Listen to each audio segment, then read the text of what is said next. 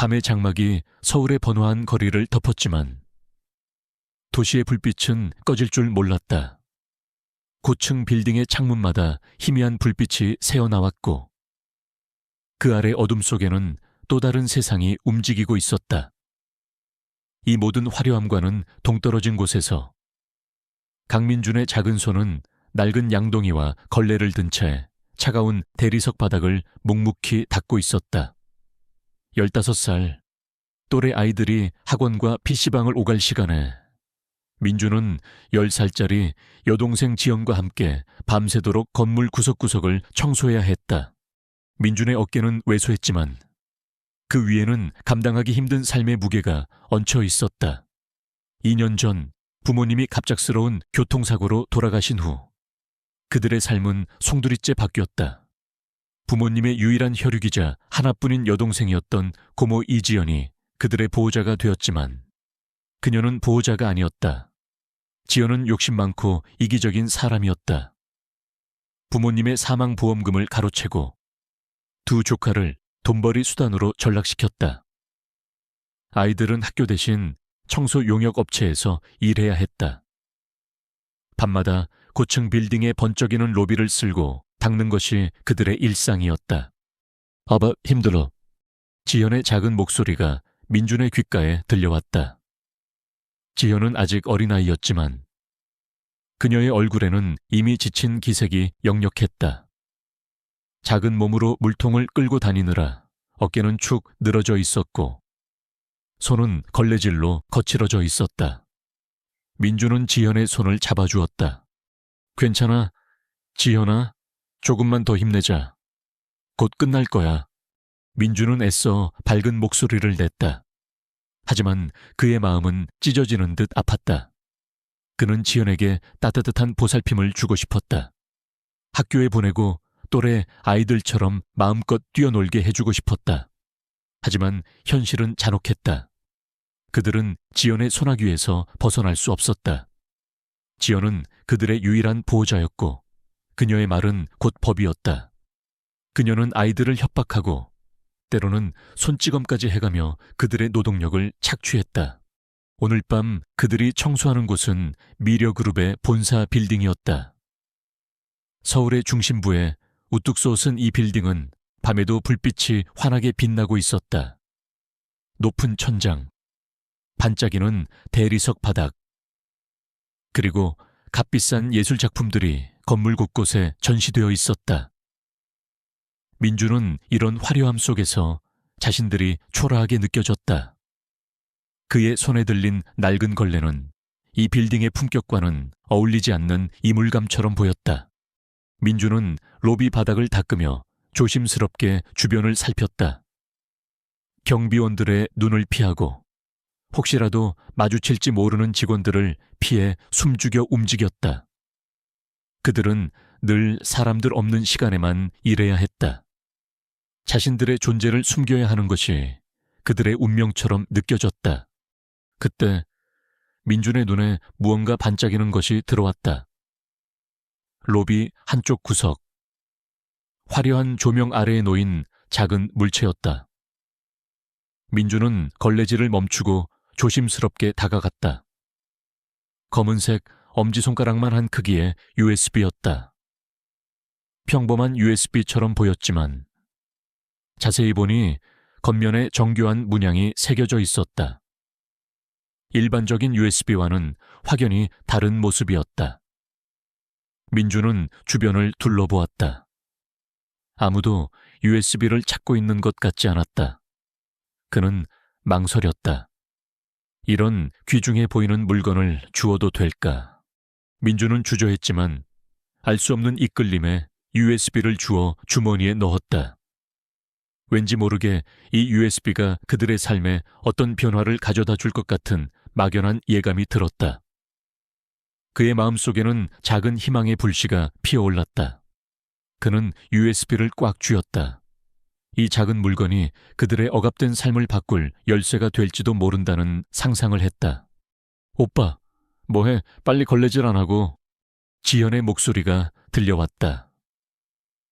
민주는 화들짝 놀라 주머니 속의 USB를 움켜쥐고 다시 걸레질을 시작했다.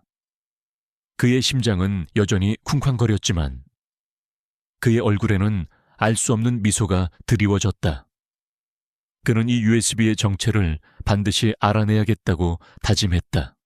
청소는 밤늦게까지 계속되었다. 민준과 지현은 몸은 피곤했지만 마음속에는 작은 희망이 자리 잡았다. 미려그룹의 본사 빌딩은 그들에게 또 다른 고통의 장소였지만 동시에 희망의 씨앗을 뿌린 곳이기도 했다. 그들은 알지 못했다. 이 작은 USB가 그들을 거대한 운명의 소용돌이 속으로 이끌 것이라는 것을, 그리고 그 소용돌이 속에서 그들은 미려그룹의 차갑고 냉철한 CEO 강태호와 마주하게 될 것이라는 것을. 그의 등장은 그들의 삶에 어떤 영향을 미칠까? 민주는 주머니 속 USB를 만지작거리며 알 수 없는 불안감과 기대감에 휩싸였다. 민주는 주머니 속 USB를 만지작거리며 미려그룹 본사 빌딩에 복도를 걸었다. 지현은 묵묵히 그 뒤를 따랐다. 밤이 깊어질수록 빌딩 안은 더욱 고요해졌다. 그 고요함 속에는 두 아이의 낡은 운동화가 대리석 바닥에 스치는 소리만이 울려 퍼졌다. 민주는 주변의 화려한 인테리어를 보며 묘한 위화감을 느꼈다. 자신들이 닦는 이 바닥 위에서 수많은 사람들이 꿈을 꾸고 경쟁하고 성공을 이루는 곳. 하지만 그들에게는 그저 차가운 노동의 현장일 뿐이었다. 오빠, 저기 누가 있어? 지현의 작은 손이 민준의 옷자락을 잡아 끌었다. 민준의 시선이 지현이 가리키는 곳으로 향했다. 넓은 복도 끝. 고층 사무실 하나에서 희미한 불빛이 새어나오고 있었다. 밤늦은 시간까지 사무실에 남아있는 사람이 있다는 것이 신기했다. 민주는 경비원에게 들킬까 조심하며 그곳으로 다가갔다. 사무실 안에는 한 남자가 혼자 앉아 있었다. 흐트러진 머리, 넥타이는 느슨하게 풀려 있었지만 그의 얼굴은 날카롭고 이성적인 기운을 풍겼다. 그는 서류 더미에 파묻힌 채 컴퓨터 화면을 뚫어줘라 응시하고 있었다. 강타어, 미려그룹의 젊은 CEO이자 이 빌딩의 최고 권력자였다. 민주는 그를 잡지나 TV에서 본 적이 있었다. 늘 완벽하고 냉철한 이미지로 비춰지던 그였다. 민주는 숨을 죽였다. 지현은 민준의 뒤에 숨어 강타어를 훔쳐보았다. 강타어의 시선은 서류에서 잠시 벗어나 허공을 응시했다. 그의 얼굴에는 어떤 깊은 고뇌와 피로감이 서려 있었다. 민주는 강타어의 눈에서 알 수 없는 슬픔을 보았다.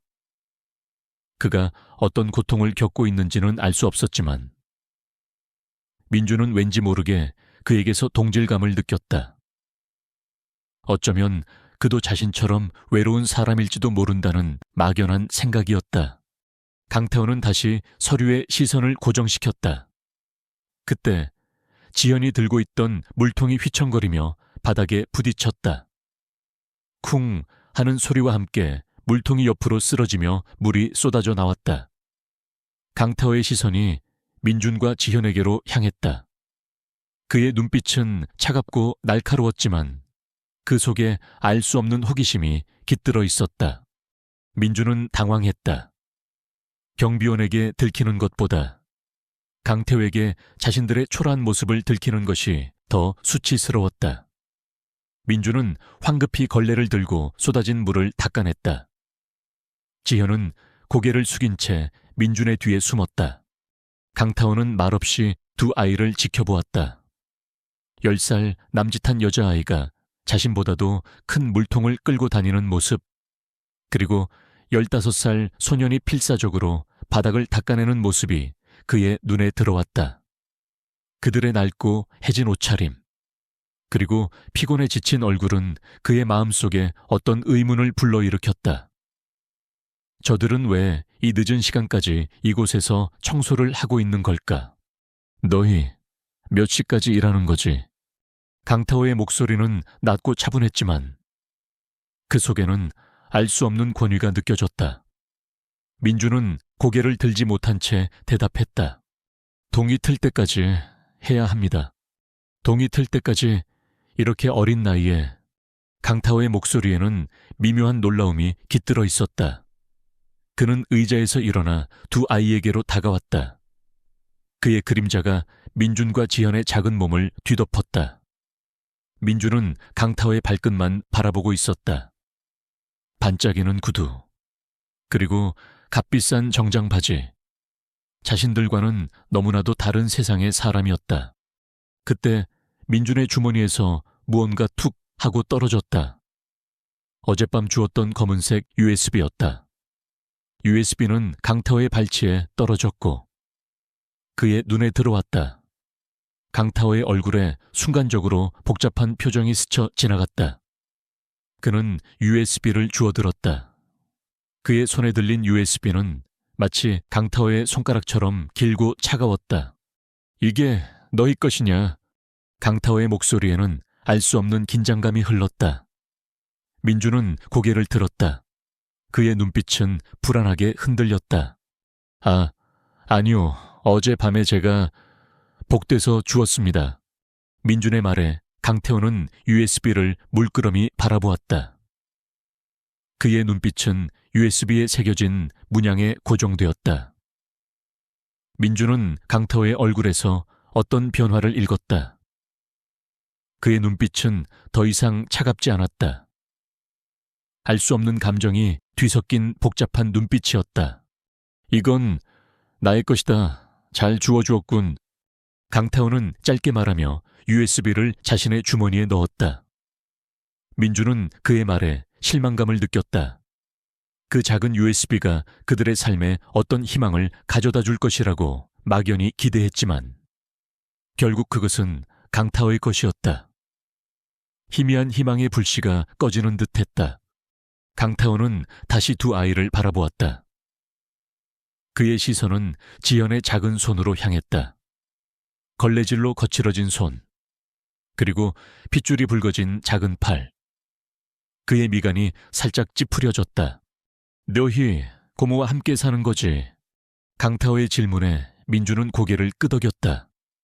강타오의 눈빛이 더욱 깊어졌다. 그는 짧게 한숨을 내쉬었다. 늦었으니 이만 들어가 쉬도록 해. 오늘은 여기까지만 해도 된다. 강태호의 말에 민주는 놀랐다. 그는 감히 강태호에게 대꾸할 엄두를 내지 못하고 조용히 고개를 숙였다. 강태호는 더 이상 아무 말도 하지 않고 자신의 사무실로 돌아갔다. 민주는 지현의 손을 잡고 조용히 빌딩을 빠져나왔다. 밤 공기는 차가웠지만 그들의 마음속에는 강태호의 존재가 알 수 없는 파문을 일으키고 있었다. 그는 냉철하고 차가워 보였지만 그의 눈빛 속에는 어떤 슬픔과 연민이 숨겨져 있는 듯했다.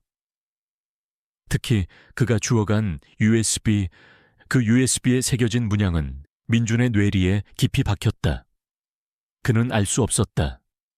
이 USB가 그들의 삶과 강태호의 과거를 엮어줄 거대한 운명의 실마리가 될 것이라는 것을, 그의 무심한 시선이 두 아이의 운명을 바꾸는 시작이 될 줄은. 민주는 주머니 속 USB가 강타오의 것이라는 사실에 실망했지만 동시에 미묘한 안도감을 느꼈다. 어딘지 모르게 불길한 기운이 느껴졌던 그 물건이 강타오의 손에 들어갔으니 이제 자신과는 상관없는 일이 될 터였다. 하지만 그의 마음 한구석에는 여전히 USB에 대한 강한 호기심이 남아있었다. 강태호의 얼굴에서 그 USB를 보았을 때 스쳐 지나갔던 복잡한 표정은 무엇을 의미하는 걸까? 집으로 돌아온 민준과 지현은 지연 고모의 매서운 눈초리를 피하며 조용히 방으로 들어왔다. 지연은 그들을 보자마자 코를 찡그리며 짜증을 냈다. 또 이렇게 늦게 들어와 느려 터진 것들. 이럴 거면 차라리 청소 일을 그만둬. 어디서 돈이 하늘에서 떨어지는 줄 아나. 지연의 날카로운 목소리가 작은 방을 가득 채웠다. 민주는 아무 대꾸도 하지 않고 고개를 숙였다. 지연은 오빠의 뒤에 숨어 몸을 웅크렸다. 그들은 늘 지연의 이런 비난과 폭언에 시달렸다. 부모님이 돌아가신 후 지연은 그들의 유일한 보호자였지만 그녀의 마음속에는 조카들에 대한 애정 따위는 없었다. 오직 돈과 자신의 안락한 삶만이 중요했다. 지연은 부모님의 사망보험금을 대부분 가로챘다. 그리고 남은 돈으로는 호화로운 생활을 즐겼다. 두 조카는 그녀에게 귀찮은 짐이자 돈벌이 수단일 뿐이었다. 지연은 민준과 지연이 청소 일을 해서 벌어온 돈을 모두 빼앗아갔고 그들에게는 최소한의 식사조차 제대로 제공하지 않았다. 민준은 지연의 마른 몸을 보며 가슴이 찢어지는 듯했다. 그는 지연을 지켜야만 했다. 그날 밤 민준은 잠자리에 들었지만 잠을 이룰 수 없었다. 그의 머릿속에는 강타호의 얼굴과 그가 주워간 USB가 계속해서 떠올랐다. 그는 알 수 없는 불안감에 사로잡혔다. 그 USB가 과연 강타호의 것이었을까? 아니면 다른 어떤 비밀이 숨겨져 있는 것은 아닐까? 민준은 조용히 일어나 자신의 낡은 노트북을 켰다. 그는 USB를 주었던 장소를 다시 한번 떠올렸다. 미려그룹 본사 빌딩의 로비. 그곳은 며칠 전 그들이 청소했던 부모님의 사고 현장과도 가까운 곳이었다. 부모님의 사고는 공식적으로 단순 교통사고로 종결되었다. 하지만 민준의 마음속에는 늘 석연치 않은 의문이 남아 있었다. 왜 그날 밤 부모님은 그곳에 계셨을까? 그리고 왜 그렇게 갑자기 돌아가셨을까? 민준은 인터넷 검색창에 미려그룹과 교통사고를 입력했다. 수많은 뉴스 기사들이 그녀의 눈앞에 펼쳐졌다. 대부분 미려그룹의 성공적인 사업 확장과 강태호 CEO의 활약에 대한 기사들이었다. 하지만 민준은 포기하지 않고 스크롤을 내렸다. 그때 그의 눈에 작은 기사 하나가 들어왔다. 몇 년 전 발행된 지역신문의 기사였다. 미려그룹 신규 사업 부지 선정 과정에서 불법 로비 의혹 제기. 기사는 짧았지만 그 내용은 충격적이었다. 미려그룹이 새로운 사업 부지를 확보하는 과정에서 불법적인 수단을 동원했으며 그 과정에서 몇몇 관계자들이 의문의 사고를 당했다는 내용이었다. 민준의 심장이 쿵쾅거렸다. 그는 기사를 클릭했다. 기사 속에는 그의 부모님의 이름은 없었지만 사고가 발생한 날짜와 장소는 그의 부모님 사고와 일치했다. 그리고 그 사고와 관련된 인물 중 한 명의 이름이 그녀의 눈에 들어왔다. 이지연, 즉 지연 고모의 이름이었다. 그녀는 당시 미려그룹의 협력업체 직원이었으며 해당 사업 부지 선정 프로젝트에 참여하고 있었다고 했다. 민준의 손이 떨렸다. 설마 지연 고모가 부모님의 죽음과 관련이 있다는 말인가? 그는 충격으로 말을 잇지 못했다. 그는 기사를 다시 한번 읽었다.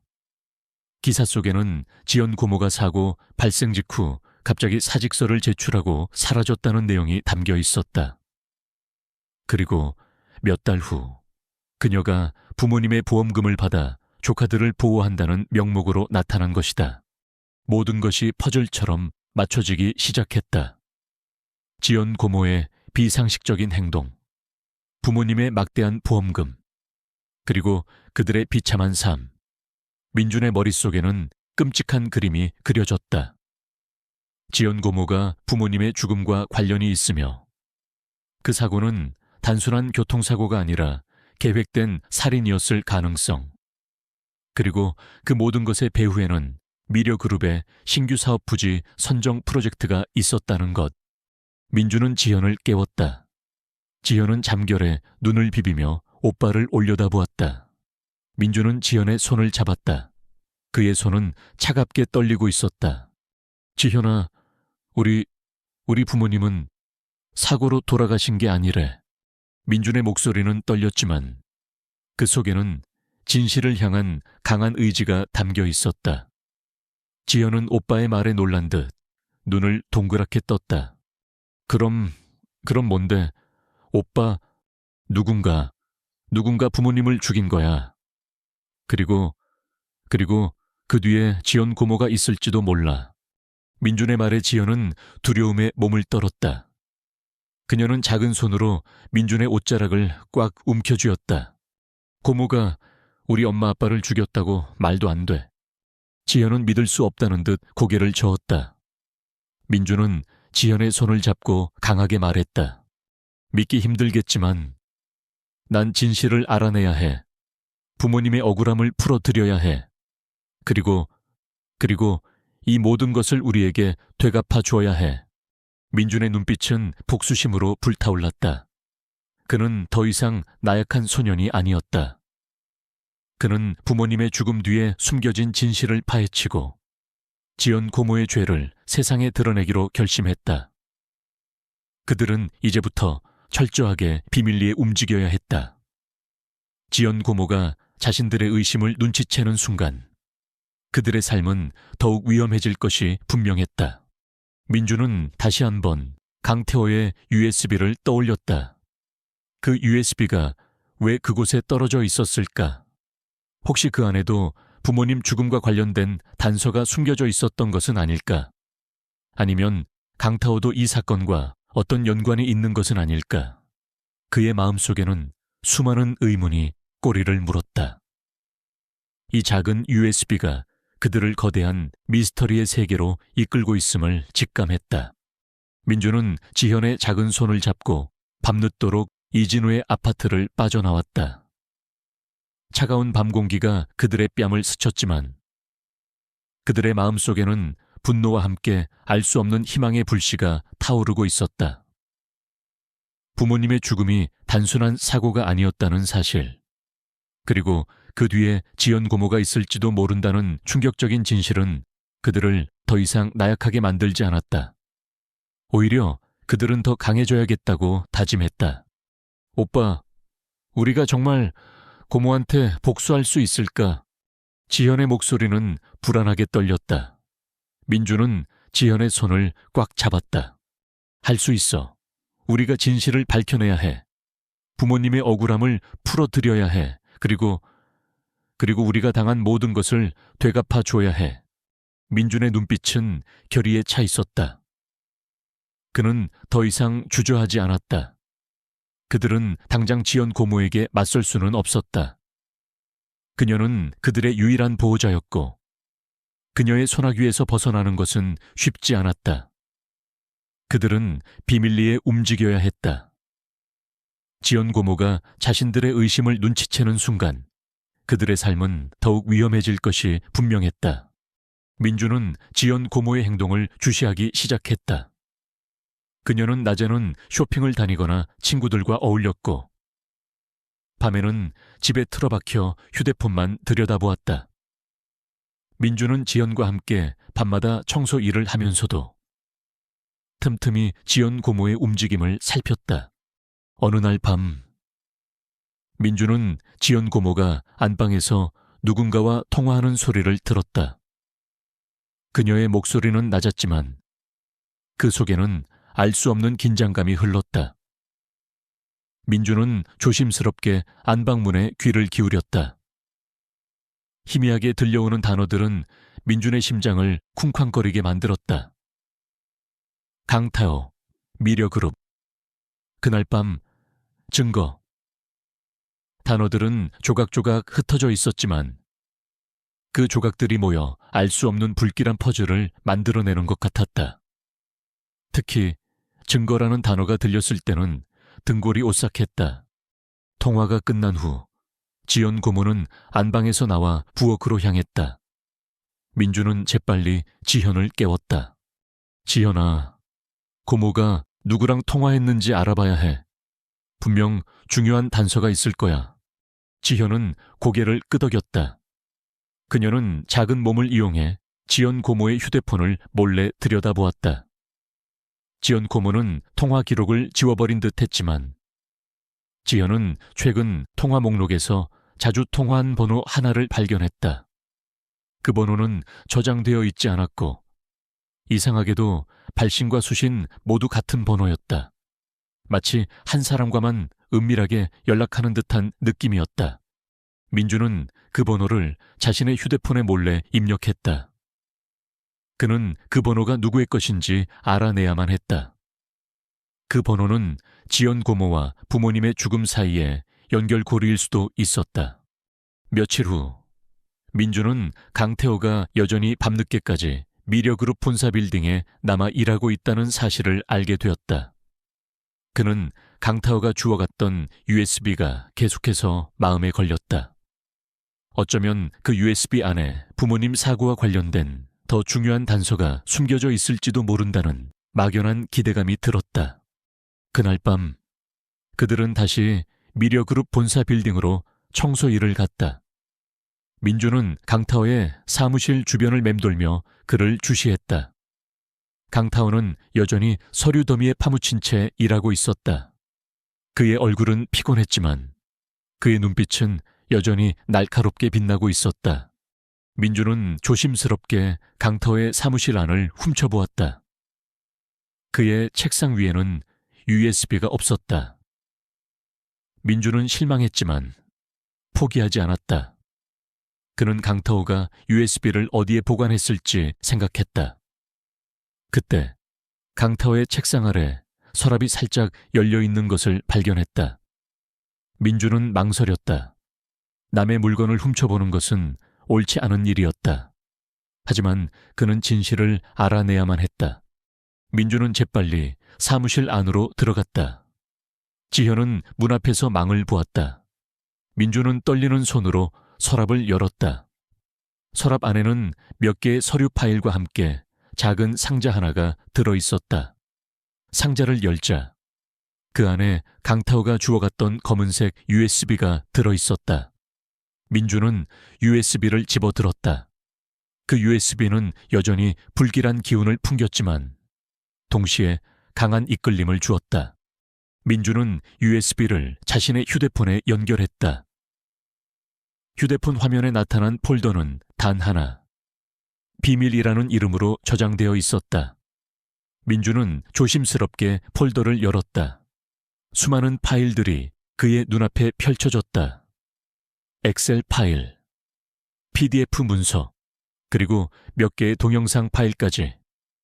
파일 이름들은 복잡한 숫자와 날짜들로 이루어져 있었지만 그의 시선을 사로잡은 것은 부동산 프로젝트와 사망자 명단이라는 이름이었다. 민주는 사망자 명단이라는 파일을 열었다. 그의 부모님의 이름이 그곳에 있었다. 그리고 그들의 이름 옆에는 교통사고 위장살인이라고 명시되어 있었다. 민준의 심장이 쿵 하고 떨어지는 듯했다. 그는 손으로 입을 틀어막았다. 믿을 수 없는 진실이 그의 눈앞에 펼쳐지고 있었다. 그의 부모님은 살해당한 것이었다. 그는 파일을 스크롤하며 더 자세히 살펴보았다. 명단에는 그의 부모님 외에도 몇몇 사람들의 이름이 더 있었다. 그리고 그들 모두 교통사고로 위장된 죽음을 당했다고 기록되어 있었다. 이 모든 사망 사건들은 미려그룹의 신규 부동산 프로젝트와 관련이 있었다. 민주는 다음으로 동영상 파일을 열었다. 영상 속에는 어두운 밤, 한 남자가 다른 남자와 은밀하게 대화하는 모습이 담겨 있었다. 남자의 얼굴은 흐릿했지만 그의 목소리는 분명하게 들렸다. 그들을 처리해 모든 것을 사고로 위장하고 흔적을 남기지 마. 그리고 영상의 마지막에는 지연 고모의 얼굴이 희미하게 스쳐 지나갔다. 그녀는 통화를 마친 남자와 함께 어딘가로 사라지는 듯했다. 민주는 충격으로 몸을 떨었다. 지연 고모가 정말로 부모님의 죽음과 관련이 있었다니. 그녀는 단순히 부모님의 보험금을 노린 것이 아니라 미려그룹의 부동산 프로젝트와 관련된 거대한 음모에 가담했던 것이다. 그리고 그 음모의 배후에는 더 큰 세력이 숨겨져 있었다. 그는 알 수 있었다. 지연 고모가 통화했던 그 미스터리한 번호가 바로 이 음모의 핵심 인물일 가능성이 높다는 것을. 그때 민준의 등 뒤에서 인기척이 느껴졌다. 그는 화들짝 놀라 휴대폰을 덮고 USB를 서랍에 다시 넣었다. 강태호였다. 강타원은 사무실로 돌아오고 있었다. 민주는 재빨리 서랍을 닫고 사무실에서 빠져나왔다. 그는 지현의 손을 잡고 조용히 빌딩을 빠져나왔다. 밤거리는 여전히 고요했지만 민준의 마음속은 폭풍처럼 휘몰아쳤다. 그는 부모님의 죽음에 얽힌 거대한 음모를 알게 된 것이다. 지연 고모의 잔인한 배신, 그리고 미려그룹의 어두운 그림자. 민준은 이제 이 모든 것을 세상에 드러내야만 했다. 그는 더 이상 숨지 않을 것이었다. 그는 부모님의 억울함을 풀어주고 지연 고모에게 죄의 대가를 치르게 할 것이었다. 강태호가 주워간 USB가 그들의 삶에 새로운 방향을 제시한 것이다. 그들은 이제 더 이상 그저 바닥을 닦는 아이들이 아니었다. 그들은 진실을 쫓는 사냥꾼이 될 것이었다. 민주는 USB에서 확인한 충격적인 진실 앞에서 몸을 떨었다. 부모님의 죽음이 단순한 사고가 아닌 계획된 살인이라는 것. 그리고 그 배후에 지연 고모와 미려그룹의 어두운 그림자가 얽혀 있다는 사실은 민준의 세상을 송두리째 뒤흔들었다. 지현은 오빠의 얼굴에서 느껴지는 깊은 고통과 분노를 감지하고 민준의 손을 꽉 잡았다. 두 아이는 더 이상 어린아이가 아니었다. 그들은 자신들의 힘으로 진실을 파헤쳐야 한다는 것을 직감했다. 오빠, 우리가 어떻게 해야 해? 너무 무서워. 지현의 목소리는 떨렸지만 그녀의 눈빛에는 두려움 속에서도 오빠를 믿는 강한 신뢰가 담겨 있었다. 민주는 지현의 손을 꽉 잡았다. 무서워하지 마. 지현아, 우리는 혼자가 아니야. 우리는 부모님의 억울함을 풀어드려야 해. 그리고 고모에게 우리가 당한 모든 것을 되갚아 줘야 해. 민주는 당장 지연 고모에게 맞설 수는 없었다. 그녀는 그들의 유일한 보호자였고 그녀의 소나귀에서 벗어나는 것은 쉽지 않았다. 그들은 비밀리에 움직여야 했다. 지연 고모가 자신들의 의심을 눈치채는 순간 그들의 삶은 더욱 위험해질 것이 분명했다. 민주는 지연과 함께 밤마다 청소 일을 하면서도 틈틈이 지연 고모의 움직임을 살피고 미려그룹의 부동산 프로젝트에 대한 정보를 수집하기 시작했다. 그는 USB에 담긴 파일들을 면밀히 분석했다. 파일 속에는 미려그룹의 신규 부동산 프로젝트와 관련된 복잡한 계약서, 재무보고서, 그리고 몇몇 고위 관계자들의 이름이 담겨 있었다. 민주는 그 이름들을 인터넷에 검색하기 시작했다. 그 중에는 미려그룹의 전무이사이자 강타워 CEO의 숙부인 강성철의 이름이 자주 등장했다. 강성철은 과거 미려그룹의 사업을 확장하는 데 중요한 역할을 했던 인물로 알려져 있었다. 지연은 오빠의 곁에서 작지만 소중한 역할을 했다. 그녀는 지연 고모의 행동을 주의 깊게 살폈다. 지연 고모는 최근 들어 자주 통화를 했고 그녀의 목소리는 평소보다 더 신경질적이고 불안하게 들렸다. 지연은 고모가 통화하는 내용을 몰래 엿들었다. 증거, 처리, 강 전무님 같은 단어들이 그녀의 귀에 들어왔다. 지연은 고모가 강성철 전무와 은밀하게 연락하고 있다는 사실을 직감했다. 이 모든 것이 미려그룹의 어두운 그림자와 연결되어 있었다. 어느 날 밤, 민준과 지현은 미려그룹 본사 빌딩을 청소하고 있었다. 복도를 닦던 민준의 발치에 익숙한 기척이 느껴졌다. 작은 그림자가 민준의 다리에 몸을 비볐다. 검은색 털에 희끗희끗한 무늬가 박힌 작은 강아지였다. 민준과 지현은 이 강아지를 알고 있었다. 그들은 이 강아지를 꼬마라고 불렀다. 꼬마는 이 빌딩 주변을 배회하는 떠돌이견이었고 민준과 지현은 밤마다 남몰래 꼬매게 먹을 것을 챙겨주었다. 꼬마는 두 아이에게 유일한 친구이자 비밀스러운 동반자였다. 꼬마는 두 아이를 보자마자 반가운 듯 꼬리를 흔들었고 그들의 주변을 맴돌며 재롱을 부렸다. 꼬마야, 너도 오늘도 밤늦게까지 돌아다니는구나. 민주는 꼬마의 머리를 쓰다듬었다. 꼬마는 민준의 손길에 만족스러운 듯 낑낑거렸다. 지현은 꼬마의 작은 몸을 안아 올렸다. 꼬마의 따뜻한 온기가 지현의 마음에 작은 위안을 주었다. 그때 저 멀리서 발소리가 들려왔다. 강타어 CEO였다. 그는 여전히 밤늦게까지 사무실에 남아 일하는 듯했다. 강타오는 민준과 지현, 그리고 꼬마의 모습을 발견했다. 그의 눈빛은 차가웠지만 그 속에 알 수 없는 호기심이 깃들어 있었다. 꼬마는 강타오를 보자마자 작게 짖으며 민준과 지현의 뒤로 숨는 듯했다. 강타오는 말없이 그들을 지나쳐 자신의 사무실로 향했다. 그는 두 아이와 꼬마의 모습에 묘한 기시감을 느꼈다. 어딘가 모르게 익숙한 느낌. 특히 꼬마의 모습에서 그는 오래전 자신의 가족과 함께했던 강아지를 떠올렸다. 강태호의 아버지는 과거 억울한 죽음을 당했고 그 뒤에는 미려그룹 내부의 권력 다툼이 얽혀 있었다. 꼬마의 눈빛은 강태호에게 알 수 없는 불안감을 안겨주었다. 민주는 강타오가 자신들을 지나쳐간 후에도 긴장을 늦추지 않았다.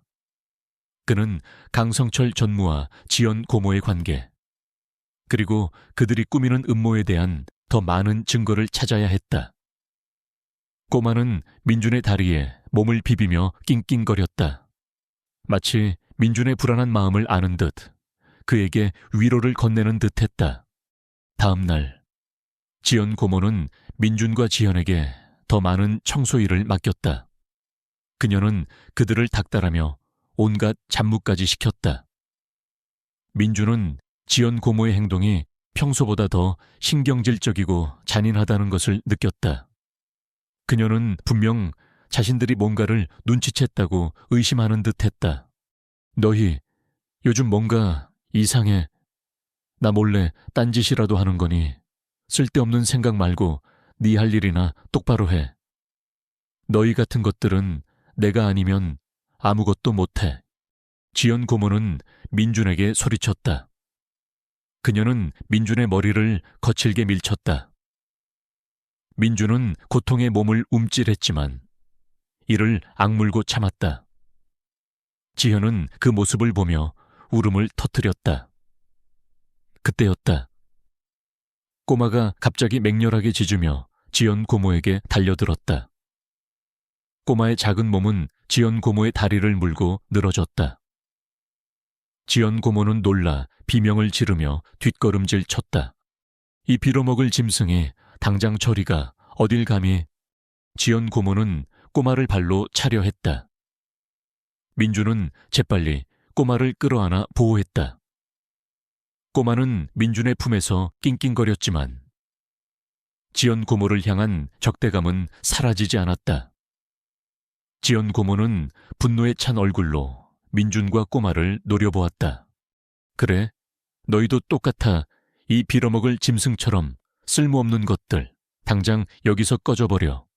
지연 고모는 그들에게 더 이상 청소일을 시키지 않겠다고 선언했다. 민준과 지현은 갈 곳이 없었다. 그들은 꼬마를 데리고 집 밖으로 나왔다. 밤거리는 차갑고 어두웠다. 그들은 어디로 가야 할지 막막했다. 꼬마는 민준의 다리에 몸을 비비며 그들을 위로했다. 꼬마의 따뜻한 온기가 민준의 마음에 작은 위안을 주었다.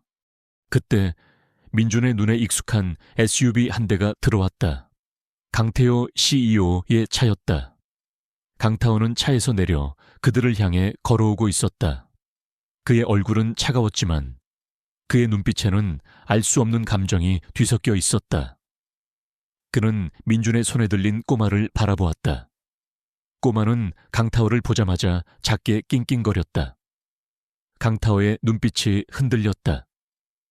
꼬마의 눈빛 속에서 그는 어떤 익숙함을 느꼈다. 너희 여기서 뭘 하는 거지?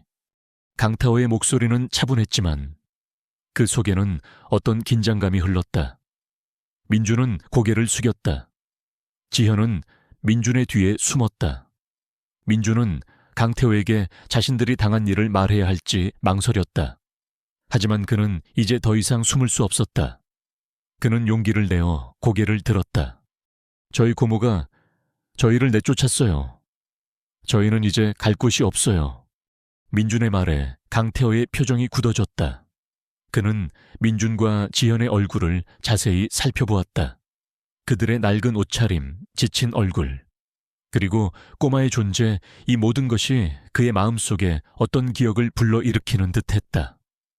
특히 꼬마의 눈빛 속에서 그는 오래전 잃어버렸던 자신의 가족에 대한 그리움을 느꼈다.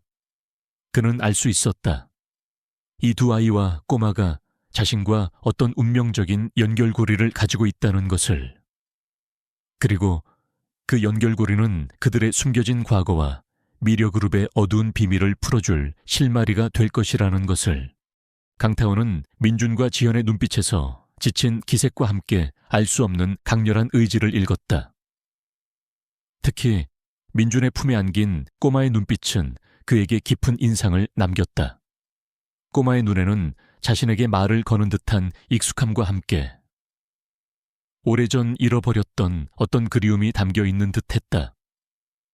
강태호의 냉철했던 표정에 미묘한 균열이 생기기 시작했다. 그는 두 아이와 꼬맥에서 자신의 잊힌 과거의 조각들을 발견하는 듯했다. 내 어이, 갈 곳이 없다고 했나? 강태호의 목소리는 평소보다 부드러웠지만 여전히 깊은 생각에 잠긴 듯했다. 민주는 고개를 끄덕였다. 그는 강태호의 눈에서 어떤 동정심 같은 것을 읽었다. 민주는 용기를 내어 자신이 겪었던 모든 일, 그리고 USB에서 발견한 충격적인 진실에 대해 간략하게 설명하기 시작했다. 부모님의 사고가 단순한 사고가 아니라는 것, 지연 고모의 배신, 그리고 미려그룹의 부동산 프로젝트와 관련된 음모까지. 강태호는 민준의 말을 한마디도 놓치지 않고 귀에 깊게 들었다. 그의 얼굴은 점점 더 굳어졌다. 그래서 너희 부모님의 사고가 미려그룹의 부동산 프로젝트와 관련이 있다는 말인가? 강태호의 목소리에는 분노가 서려 있었다. 민준은 고개를 끄덕이며 USB를 건네려 했지만 강태호는 손을 내저었다. 아니다. 그 USB는 이미 내가 확인했다. 오래전 아버지의 유품을 정리하다가 잃어버린 줄 알았던 것이었지. 그 안에 담긴 내용은 나도 알고 있었다.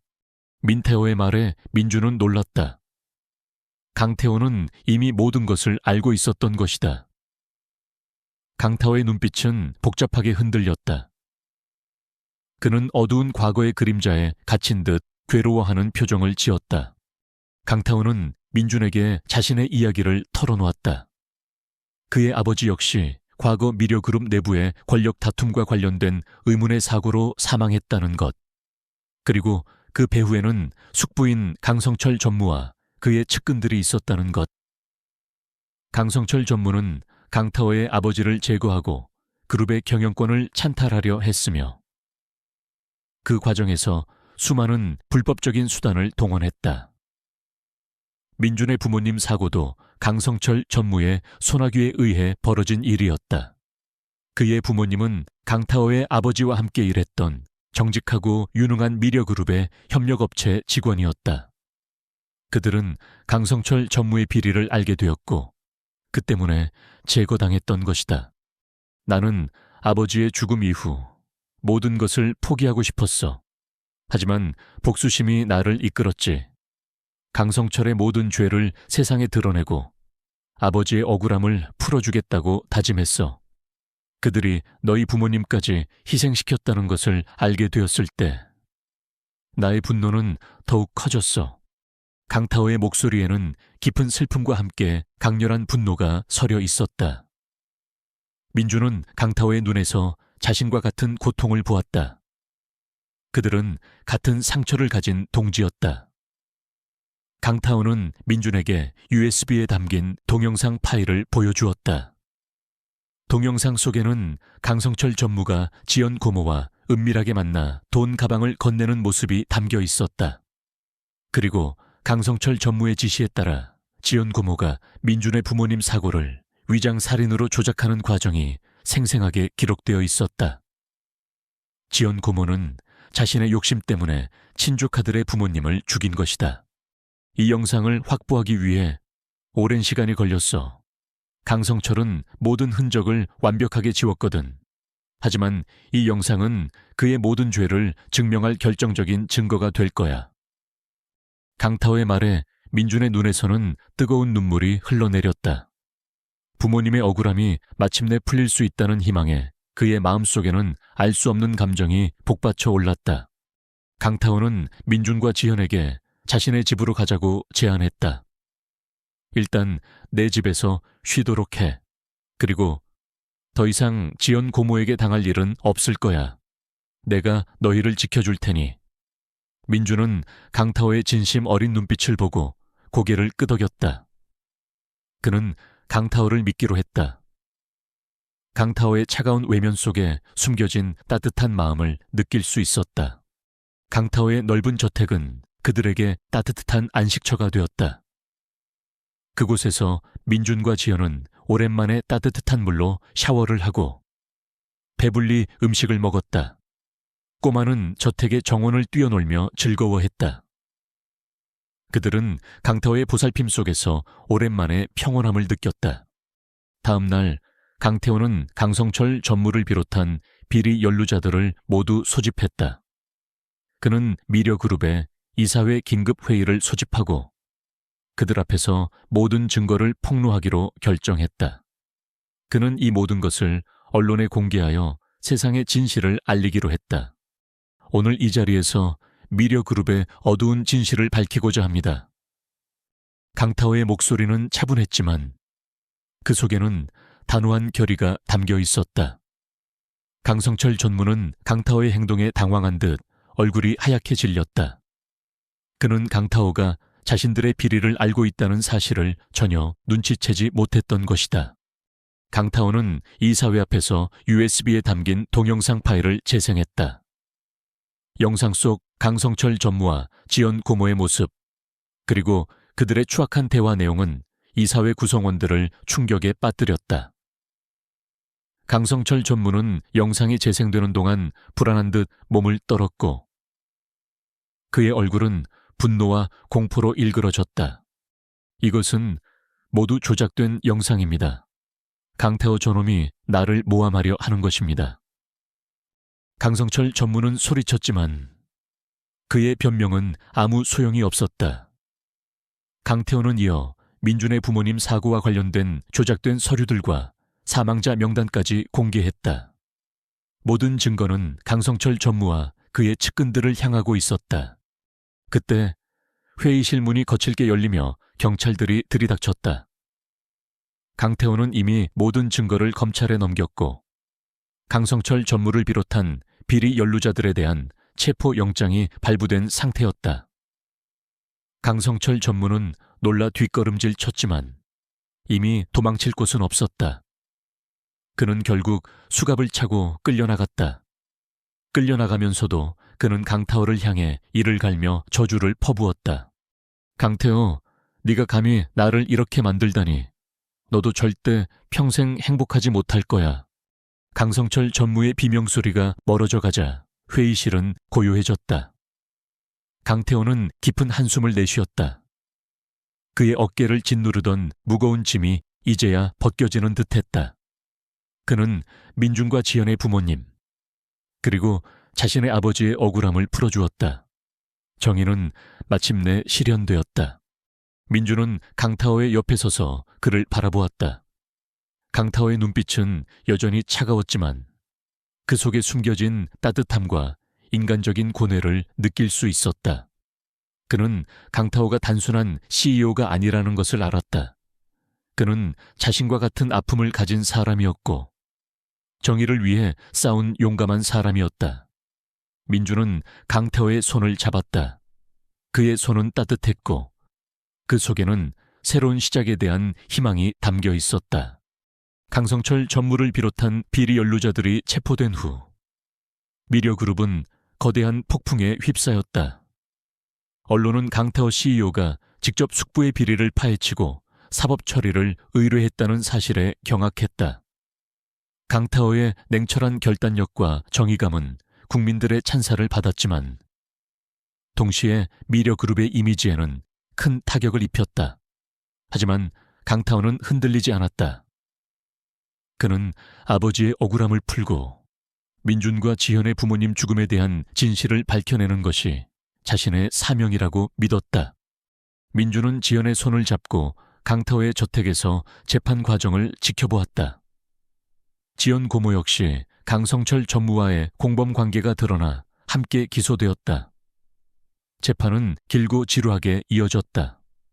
강성철 전무와 지현 고모는 모든 혐의를 부인하며 증거를 조작하고 증인을 매수하려 애썼다. 그들은 자신들의 죄를 덮기 위해 온갖 비열한 수단을 동원했다. 하지만 강태호는 빈틈이 없었다. 그는 USB에 담긴 결정적인 증거 영상과 함께 미려그룹 내부에서 강성철 전무의 비리를 오랫동안 추적해온 재무팀 직원의 양심 선언을 확보했다. 이 직원은 강성철 전무가 재산 증식을 위해 어떤 불법적인 경로를 이용했는지, 그리고 민준의 부모님 사고가 발생한 후 어떻게 증거를 은폐했는지 상세하게 증언했다. 재판정에서 지연 고모는 민준과 지연을 보자마자 비웃음을 흘렸다. 겨우 이런 것들 때문에 내가 이렇게 되다니. 너희 같은 것들은 내가 아니면 아무것도 못해. 감히 고모를 배신하다니. 지연 고모의 비난에 지연은 두려움에 몸을 떨었다. 민준은 지연의 손을 꽉 잡고 지연 고모를 똑바로 쳐다보았다. 그의 눈빛에는 더 이상 두려움 대신 강철 같은 결의가 담겨 있었다. 민준은 용기를 내어 증인석에 섰다. 저희는 고모의 잔인한 거짓말 속에서 살았습니다. 저희 부모님은 고모의 욕심 때문에 돌아가셨고, 저희는 고모의 돈벌이 수단으로 전락했습니다. 저희는 더 이상 고모의 꼭두각시가 아닙니다. 이제 저희의 삶을 되찾을 겁니다. 민준의 떨리는 목소리는 법정 안에 있는 모든 사람들의 마음을 움직였다. 지현은 오빠의 용기 있는 증언에 눈물을 흘렸다. 강태호는 민준의 의젓한 모습에 깊은 감동을 받았다. 그는 민준의 부모님 죽음 뒤에 숨겨진 진실을 알게 되면서 이 두 아이에게 자신이 책임져야 할 몫이 있다는 것을 깨달았다. 재판 중 이진우는 예기치 않은 증인으로 등장했다. 그는 숙부인 강성철 전무의 범죄를 증언하기 위해 나선 것이었다. 이진우는 법정에서 자신이 과거 저지른 잘못을 모두 고백하고 숙부의 범죄에 대한 모든 진실을 털어놓았다. 그의 증언은 강성철 전무와 지연 고모에게 치명타를 입혔다. 저희 아버지는 숙부의 계략에 의해 돌아가셨습니다. 그리고 강민준 군의 부모님 또한 숙부와 이지연 씨의 공모로 희생되셨습니다. 저는 이 모든 것을 알고 있었지만 두려움 때문에 침묵했습니다.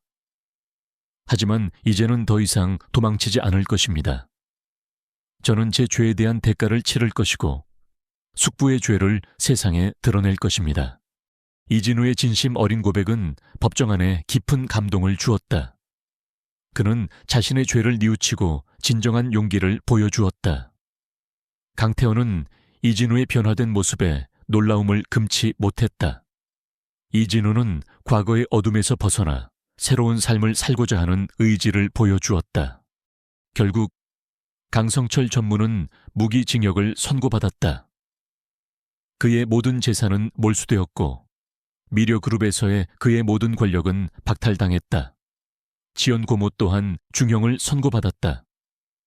그녀의 잔인한 탐욕과 배신은 결국 그녀 자신을 파멸로 이끌었다. 재판이 끝난 후 민준과 지연은 강타오의 저택으로 돌아왔다. 그들은 강타오의 옆에 서서 그를 바라보았다.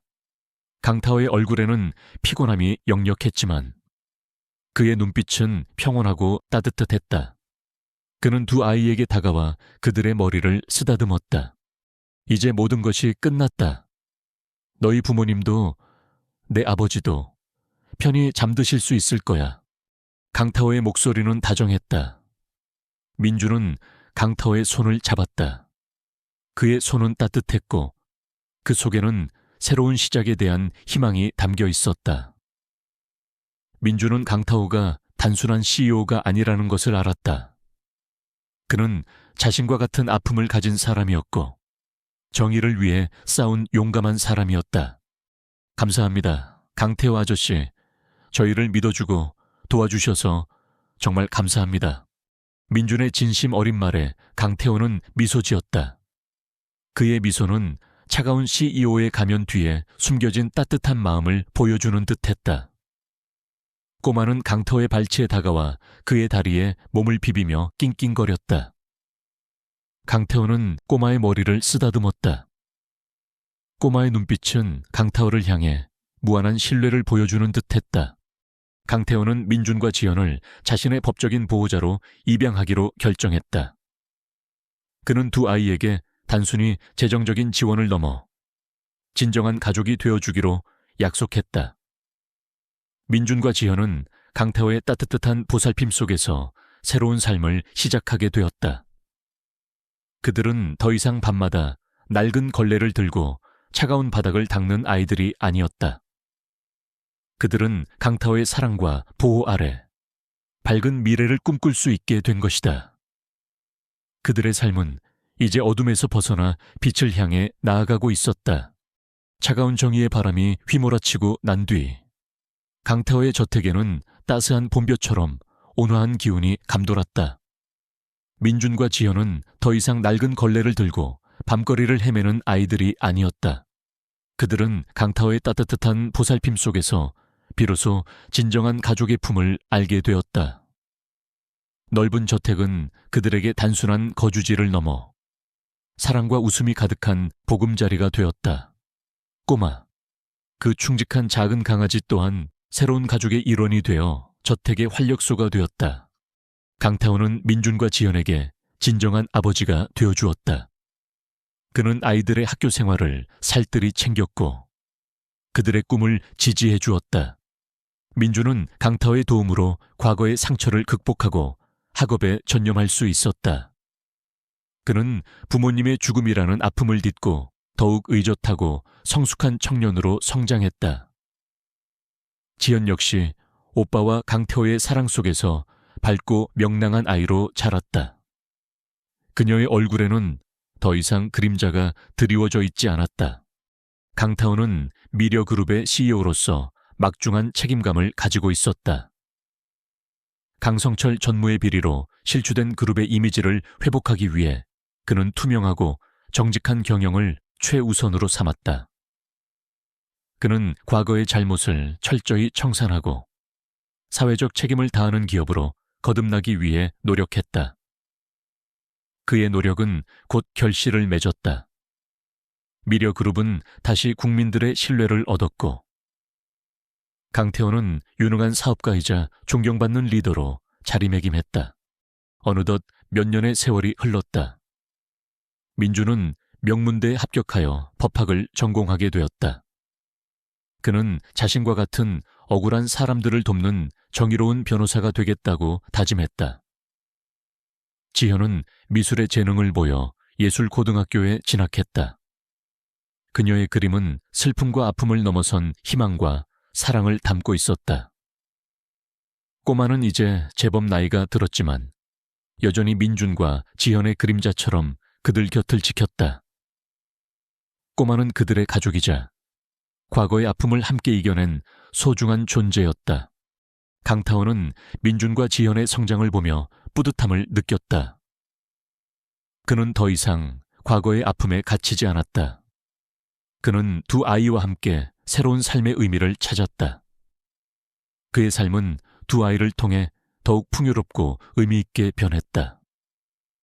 그는 이제 진정한 행복이 무엇인지 알았다. 그것은 성공이나 권력이 아니라 사랑하는 사람들과 함께하는 소박하고 따뜻한 일상 속에 있었다. 어느 화창한 주말, 강태호는 민준과 지현, 그리고 꼬마와 함께 공원으로 나들이를 갔다. 따뜻한 햇살이 그들의 얼굴을 감쌌고 싱그러운 풀냄새가 코끝을 스쳤다. 민준과 지연은 꼬마와 함께 공원을 뛰어놀았다. 그들의 웃음소리는 공원 가득 울려 퍼졌고 강태호는 벤치에 앉아 그 모습을 흐뭇하게 바라보았다. 그때 민준이 강태호에게 다가왔다. 아저씨, 아니, 이제 아버지라고 불러도 될까요? 민준의 조심스러운 질문에 강태호는 따뜻하게 미소 지었다. 그의 눈에는 이미 뜨거운 눈물이 고여 있었다. 물론이지, 민준아. 언제든 그렇게 불러다오. 너희는 이제 나의 아들이고 딸이다. 영원히. 강태호는 민준을 품에 안았다. 민준은 강태호의 품에서 눈물을 흘렸다. 지현도 달려와 그들의 품에 안겼다. 꼬마는 그들의 발치에 앉아 꼬리를 흔들며 그들의 행복을 축복하는 듯했다. 그들은 진정한 가족이 되었다. 핏줄로 맺어진 가족보다 더 단단하고 소중한 사랑과 신뢰로 엮인 가족이었다. 이제 그들의 삶에는 더 이상 밤늦게 바닥을 닦는 고통도 지연 고모의 잔인한 학대도 없었다.